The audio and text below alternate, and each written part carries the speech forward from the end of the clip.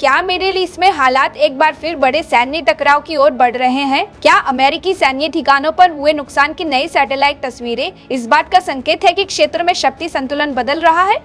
और क्या यही वजह है कि अमेरिका अब अपने कुछ अत्याधुनिक लड़ाकू विमानों को मिडिल ईस्ट से वापस हटाने की रणनीति अपना रहा है? मिडिल ईस्ट में अमेरिका, ईरान और इजराइल के बीच बढ़ा तनाव लगातार नई दिशा लेता दिखाई दे रहा है। हाल ही में सामने आई कुछ सैटेलाइट तस्वीरों ने इस पूरे घटनाक्रम को फिर चर्चा के केंद्र में ला दिया है। इन तस्वीरों को लेकर अलग अलग दावे किए जा रहे हैं, जबकि आधिकारिक पक्ष भी अपनी अपनी व्याख्या दे रहे हैं।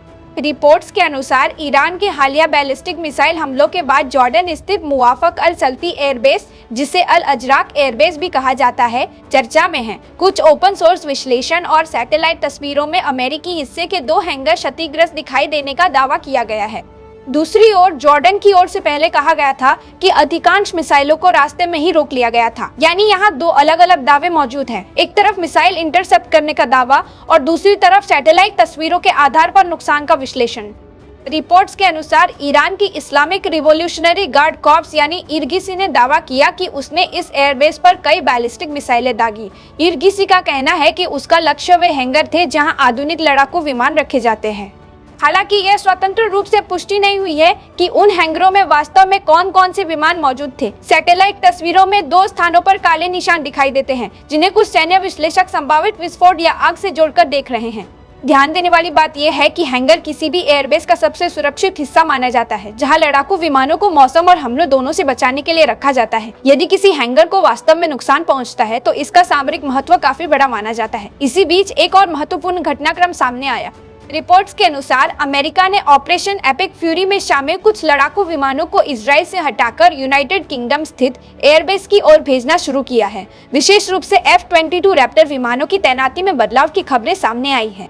सैन्य विशेषज्ञों का मानना है कि ऐसी पुनः तैनाती कई कारणों से की जाती है। इनमें ऑपरेशनल जरूरतें, सुरक्षा मूल्यांकन, लॉजिस्टिक रणनीति और क्षेत्रीय सैन्य संतुलन शामिल हो सकते हैं। इसलिए केवल विमानों के स्थानांतरण को किसी एक कारण से जोड़कर देखना उचित नहीं होगा।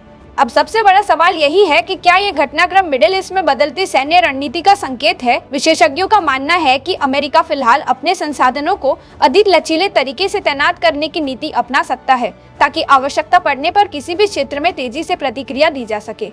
वहीं ईरान लगातार यह कहता रहा है कि यदि उस पर हमला होता है तो वह उसका जवाब देगा। दूसरी ओर अमेरिका और उसके सहयोगी देशों का कहना है कि उनकी सैन्य गतिविधियां क्षेत्रीय सुरक्षा और अपने हितों की रक्षा के लिए हैं। यानी दोनों पक्ष अपने अपने सुरक्षा दृष्टिकोण को सही ठहराते दिखाई देते हैं। अब यहाँ आपसे 2 महत्वपूर्ण सवाल। पहला सवाल, क्या आपको लगता है कि मिडिल ईस्ट में सैन्य गतिविधियों का यह बढ़ता स्तर आने वाले समय में तनाव और बढ़ा सकता है?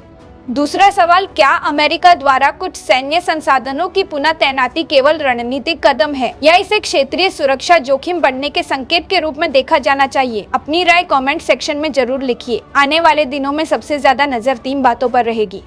पहली, क्या अमेरिका और ईरान के बीच कूटनीतिक बातचीत आगे बढ़ती है या नहीं? दूसरी, क्या क्षेत्र में नए सैन्य अभियान या जवाबी कार्रवाई देखने को मिलती है?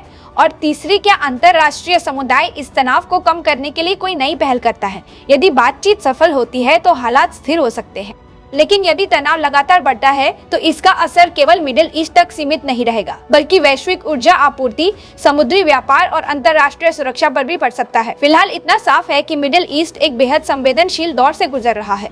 सैटेलाइट तस्वीरें, सैन्य गतिविधियां और दोनों पक्षों के बयान इस बात की ओर संकेत करते हैं कि हालात अभी पूरी तरह सामान्य नहीं है। हालांकि किसी भी निष्कर्ष पर पहुंचने से पहले आधिकारिक पुष्टि और विश्वसनीय स्रोतों से मिलने वाली नई जानकारी का इंतजार करना जरूरी होगा। हम आपको हर महत्वपूर्ण अपडेट तथ्यों और संतुलित विश्लेषण के साथ पहुंचाते रहेंगे। अगर आपको हमारी यह विस्तृत रिपोर्ट जानकारीपूर्ण लगी हो तो वीडियो को लाइक करें, अपनी राय कमेंट में साझा करें और हमारे चैनल को सब्सक्राइब करना न भूलें।